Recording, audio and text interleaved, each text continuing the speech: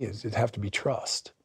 And right now, there's no doubt in my mind that she trusts Christine. What if the second when everything seemed picture perfect was actually the second when it all started to crumble? You've probably seen it.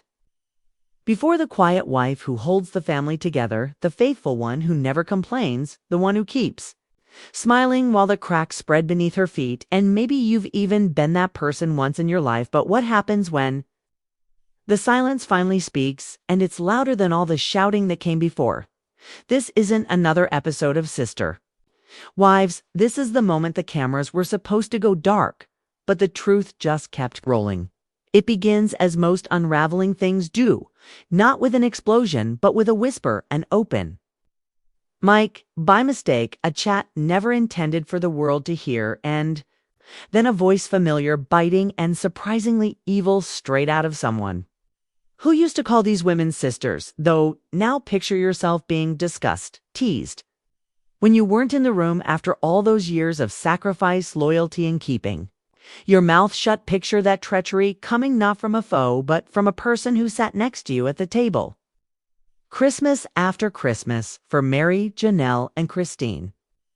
It wasn't a moment, it was confirmation, the quiet suspicions they'd harbored for years suddenly exposed. It wasn't their imagination. It wasn't just stress, it wasn't just how family works. The truth had finally come in the door uninvited. And what makes it all the more tragic, they didn't scream, they didn't throw plates, they didn't give us the reality TV blow-up people are used to instead.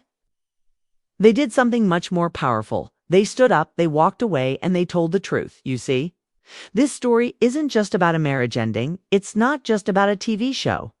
Breaking down, it's about what happens when women stop waiting to be chosen and start choosing themselves for anyone who's ever slept too long, for anyone who's ever wanted things to be like they were before, for anyone who's ever felt erased in a place they helped create. This one's going to resonate. It's a story about loyalty, identity, and how long you wait before you say enough.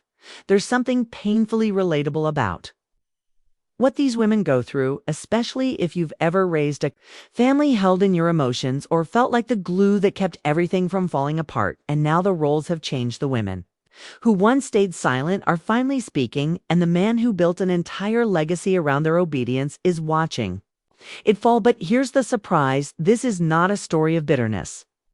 It is a story of clarity. So pour a cup of tea, get comfortable, and let's discuss what actually transpired when the limelight died down and the truth wouldn't remain concealed. Because after you listen to what was revealed in that confidential recording, you'll realize this was not the fall of a family. It was the ascendance of the women who withstood it. And that's where our story starts. You know, it actually does look like Kody and Robyn have some sort of scheme, something they've been quietly figuring out for themselves about how to approach this. And believe me, I wouldn't be shocked if Janelle has a plan as well. What we get to see when the cameras are rolling may be only half the story, but here's something about the truth. It doesn't remain secret forever behind the scenes of what had seemed like a fairy tale marriage. The cracks were beginning to appear. What had been silence, once considered strength, was beginning to sound rather more like surrender, and at the center of all of that unraveling was a moment no one had anticipated. A secret tape, a shattered illusion, the start of the end of a reality television empire that's been followed by many for years. This is when Sister Wives went from being simply a show and into a full-blown war zone, and all while it was happening, the microphones never stopped recording it. It was wrapping up, the filming was over, the boom mics were stowed away, the lights were shut down, and production vans were leaving the cul-de-sac. All was said to be done, but it wasn't somehow a small mic. One of those flip-on mics hiding under Kody Brown's shirt hadn't been turned off.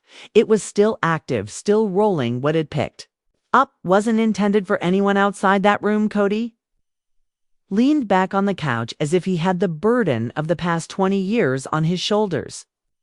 His shirt was half hung out, slumped over from exhaustion. You could practically see the air around him become thicker. He massaged his temples and grumbled into his chest. This entire situation is disgusting. Robyn stood in the doorway, arms folded tightly over her chest. She did not yell, she didn't have to. Her silence was enough. What did you just Say, she said stiffly. Kody didn't even look up living this way, the pretending the lies. Phew me, all of us, his voice was low, but he spoke as if he spat out poison. And that was it. That was when mask-dropped Robyn stood. There in shock, she literally took a step back as if the words had physically landed on her. So you're blaming me now? She snapped. Kody didn't raise his voice, but his tone cut through the air. You spin everything around you, cry, you turn things around, and I end up gagging. On it, it wasn't anger, it was something else. Something colder, a weary, exhausted truth that only manifests when someone's finally too exhausted to continue lying, and all of it was still being taped, every single word, unadulterated, unfiltered, painfully. Unplanned, but that wasn't the first time Robyn's own words haunted her. Later that evening, what she believed was in the comfort of her own bedroom, Robyn confided in a producer she respected. She was unaware a backup recorder kept running on a shelf. Within earshot was still rolling tape. Her voice had shifted. This wasn't the Robyn who was aware of the cameras observing. This time her voice broke with irritation. He actually blamed me. She wept and then stopped, her grief turning into something keener. Janelle's out there playing martyr, some pioneer woman. She scoffed, and Meri, she's some moping Victorian specter. This was not a midnight emotional outburst. It was biting. It was intentional, this iteration of Robyn foul-tempered and lashing out was not the person her fans believed. They knew she paced the room, railing about being the sole one still attending, the sole one keeping the family together, the sole one Kody should have stood up for. They should be thanking me, she growled. I kept this whole circus from falling apart, she laughed, but not that laughter of joy. No, this laugh was sharp, bitter. The kind designed to mask something which had long soured. That laugh, along with the rest of her rambling late-night speech, was added to what would become on the internet known as Clip 14, do not delete, nobody knows precisely how that clip leaked out. No note, no return address, just a simple envelope holding a flash drive sent discreetly to a retired show editor initially. It was curiosity, but within hours, that curdled into shock by dawn, the complete audio had leaked onto Reddit, and from there it caught fire. This was not speculation anymore. Fans weren't speculating, they were listening to Robyn, unvarnished, unfiltered, ridiculing the very women she once referred to as sisters. The facade was removed, and once people heard it, they couldn't help but hear it. Janelle didn't need to hear the entire thing to get it. She'd lived it, but that moment hearing Robyn call her a martyr with a complex cut differently, that wasn't on camera. That was Robyn's true voice, the one she reserved for when nobody was supposed to be hearing it, alone in her own kitchen. Shaking with her hands, Janelle replayed, and then she too laughed, not at anything funny, but because she was liberated, and finally, after all these years of uncertainty and second-guessing, it all made sense. She knew she'd watched it happen before her very eyes. Kody, piece by piece, falling apart. Robyn inserting herself into his innermost circle, the rest of them being pushed out one little moment at a time. Now everyone could see it, till the reality wasn't just known. It had a voice, and that voice was loud. The cameras were supposed to cut off, but fade it. Piers had other plans now. The lights were low, but the truth, it was burning brighter than ever. This was not just another installment of Sister Wives. This was the breakdown of the family's legacy, captured on film by the same individuals responsible for keeping it intact. So now we wonder, was this fate sabotage, or merely the truth that wouldn't stay buried? Let us know what you think in the comments. Don't forget to like, subscribe, and ring the bell, because this story, it's not nearly over yet. The repercussions were real. You could sense the harm in the air, but this wasn't merely about love lost or broken hearts. This was about control and what occurs when the fantasy finally utterly breaks even. Robyn, Kody's so-called spirit wife, or whatever, wasn't exempt from his disgust anymore. At the same time, on the other side of state lines, a phone rang. No hello, only one stark question charged with feeling. Have you heard it? Janelle didn't need to ask what it was. She knew. Years of being at odds were finally over. Janelle and Christine were finally on the same page. Both had sacrificed so much, Christine more openly, Janelle more subtly. Both had hoped for far too long that this family they created still had meaning, that all their sacrifices counted. That dream was gone now. Killed Christine was finished. Finished playing games, finished apologizing, finished sitting back and letting Robyn play the victim and manipulate from behind the scenes. More physical connection than anybody had ever imagined. Yeah, because I'm not someone who goes around blabbing about that. Warren had finally slipped, and beneath it, Christine saw the truth. This woman had never been one of them. She just pretended long enough to gain power. Meanwhile, in Piroan, Meri gazed down at a typed copy of Robyn's words, not as if she was reading it, but as if she were mourning it, as if those words had been inscribed on a tombstone for years. Meri had kept the hope alive if she remained faithful enough long. Enough, perhaps, just perhaps Kody would see her again, but getting told she was a tragic Victorian ghost that wasn't cruel, that was a curtain, dropped the final one, and deeply humiliating. It wasn't rage, it wasn't some boisterous loud breakdown, it was smaller than that, clearer, something in Meri just snapped, not with anger, but determination.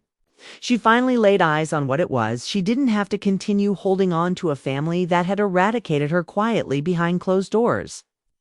What she had to do was walk through that very door and shut it on her way out.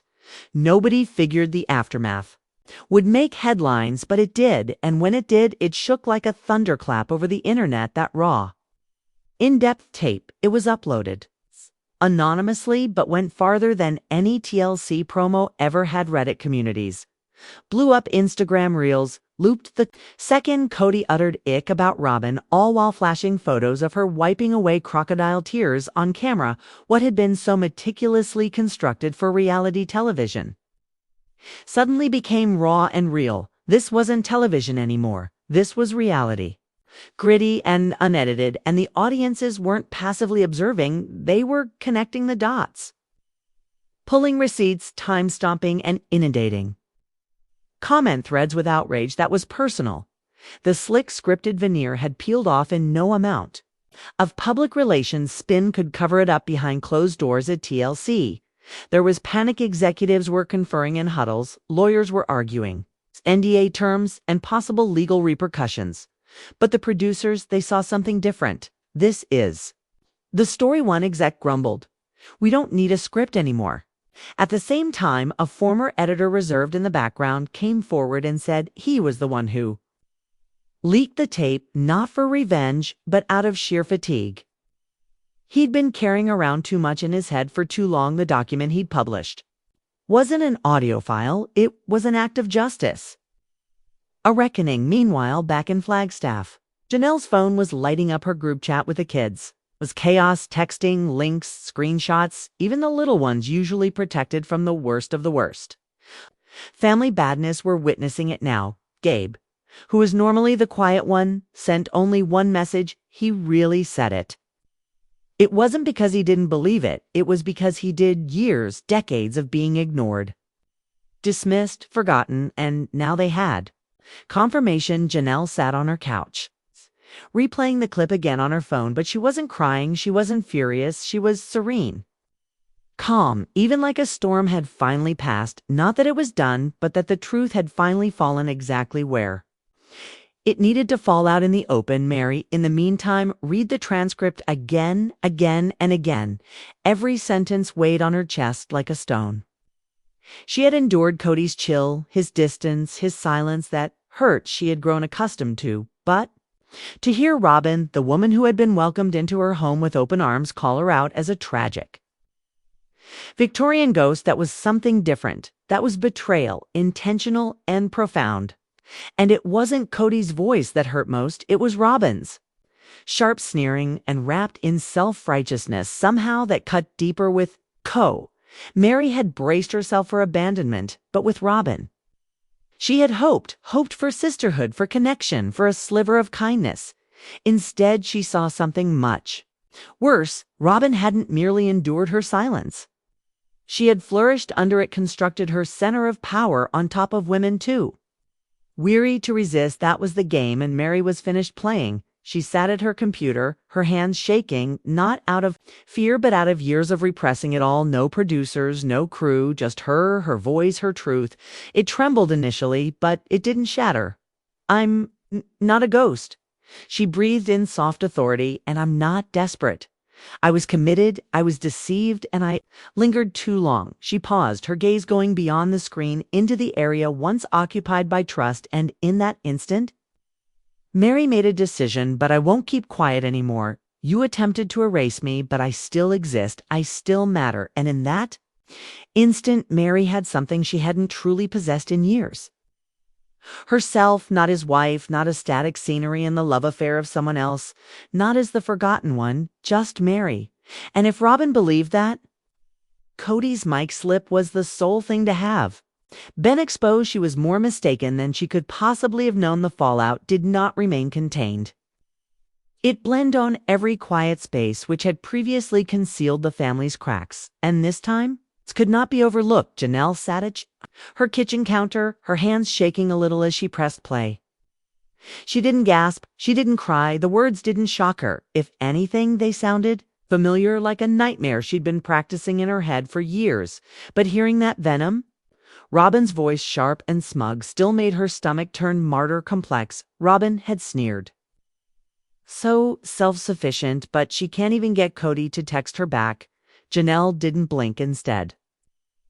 She emitted a quick, harsh laugh, not from amusement, but from relief. After all these years, the fabrication was outed at last, right there on tape. She was always the sensible one, the pragmatic one, the wife who remained stable while the others danced in drama. She did not fight for attention, she did not plead. For attention, she bore the weight of the family in silence, without praise. Meanwhile, Robyn worked the strings backstage. She cried on demand in front of the camera, then pulled strings behind the camera. She took on Kody's emotional support and unobtrusively nudged the other wives into emotional isolation. But now the stage lights had dimmed, the curtain had dropped, and the audience could finally see what was taking place backstage. Christine's voice over the phone. "Have you heard it?" she asked her. Voice tight, raw. "I heard every word," Janelle said, and there was nothing more to say. The games, the manipulation, the illusion of unity, it had all come crashing down, not by accident, but by Robyn's own words, and for some reason Janelle did not feel devastated. She felt free. It was as if someone had severed the last thread that had held her to a lovely falsehood. She murmured as if to herself, it was never about love, it was about control, and now even Kody couldn't abide what Robyn had become. There wasn't any bitterness in her voice, just a sort of peace for the first time in years. She wasn't trying to decipher Kody's moods or considering whether he had even noticed she was alive. She was standing outside the wreckage, not beneath it. And that shifted everything, because once you cease explaining away another's abuse, once you cease shrinking to fit their narrative, you start writing your own. And in that moment, Janelle took up the pen. Meanwhile, in a small bed and breakfast inn, Parent Meri sat at the window. A crumpled transcript lay beside a half cup of tea. She gazed out the glass, her mind elsewhere, tragic. Victorian ghost, it wasn't a vicious line, it was a razor, a rejection of all that she'd clung to, fought for, held her tongue about. She had endured more mean things in the years leading up to this, from Kody, from anonymous people on the internet, even from herself in the darkest moments, but from Robyn, the one she defended, the one she'd trusted. That hurt went deeper than any of the others. She caught her breath, not with sorrow, not quite. It was something more biting, hushed, smoldering anger, not the blow-up type, not the flamboyant stuff, just a relentless, smoldering awareness she had been shoved out of. The way for years kept on hand for appearances put up with, but never actually noticed. And yet she'd remained. She appeared, she bit back, she told herself that Robyn was fond of her, that Robyn regarded her as a sister, but now Meri saw it, she was never a sister. She was a placeholder there until she was no longer useful. Meri opened her laptop, not for business, not for promotion. This time it wasn't for anyone else, it was for her. "I'm not a ghost," Meri said. Her voice was steady, quiet, but deliberate. And I'm done performing silence. There were no tears, no dramatic walkout, just the truth, and that finally was enough, because the deepest wound hadn't been delivered by Robyn's words. It was delivered by the fact that all this time Meri had still thought she mattered, that her devotion counted, that years of showing up, of hanging on, meant something. But the fantasy was finally gone, and in its wake stood something much more solid. Not revenge, not resentment, resolve. Meri wasn't going to disappear.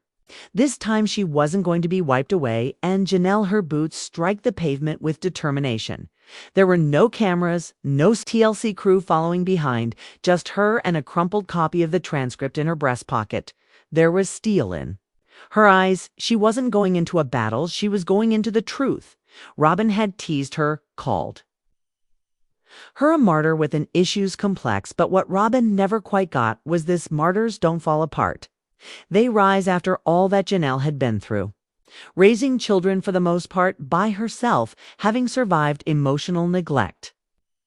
Being the unobtrusive backbone of the family, yet always being nudged to the periphery. Now she was being ridiculed by the very person who had benefited most from her. Mutinous, the door groaned open. Robyn stood there, arms crossed, eyes red but hard. Janelle did not see sadness in her face. She saw pity for herself, and that was something Janelle had witnessed more often than she cared to admit. She stepped inside, not waiting to be asked. Meri came along behind her, serene and silent. They didn't say anything until they sat down at the old wooden table, the same table where they'd gathered for holidays, birthdays, fraught family meetings. But today that table wasn't family. Today it was a war zone. Janelle broke the silence. Her voice was crisp, firm, and razor sharp as glass. You don't get to cry and play victim while mocking the women who constructed this family. Robyn blinked in surprise. Then Meri had said something, her voice shaking a little, but there was metal beneath it. You called me desperate, you thought I wouldn't hear it. Say it to my face now. Robyn attempted to answer, but her normally rehearsed cool had deserted her. She faltered, stuttered, looking for the correct mask to assume, but this time they all failed her. What had ensued wasn't some on television screaming spree. It wasn't some dramatic TV moment. It was something much stronger, a reckoning. Janelle didn't scream. She didn't need to.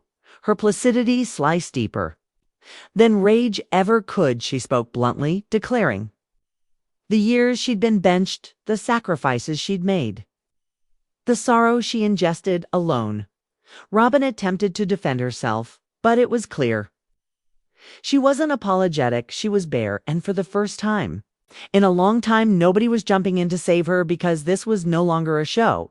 This was reality. Outside, the wind cut. With cold, Meri tugged her shawl closer. Janelle let out a breath she hadn't even known she'd been holding. No apologies were made, no hugs, no vows to mend what had been broken, but something had changed.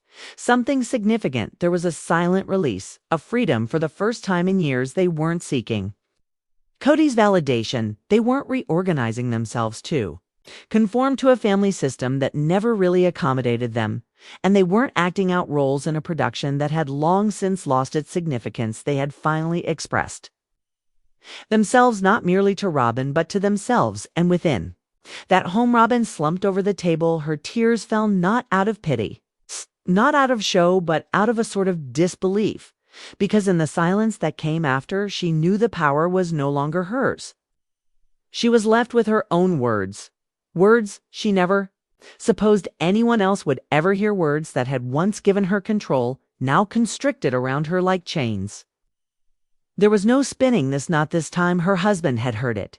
He overheard her deriding the very women he had once pledged were his spiritual equals. And the worst part, he didn't stand up for her. Not any more. Miles away, Kody replayed the recording again. He did not say a word. No indignation, no apologies, only a slow, bitter quiet.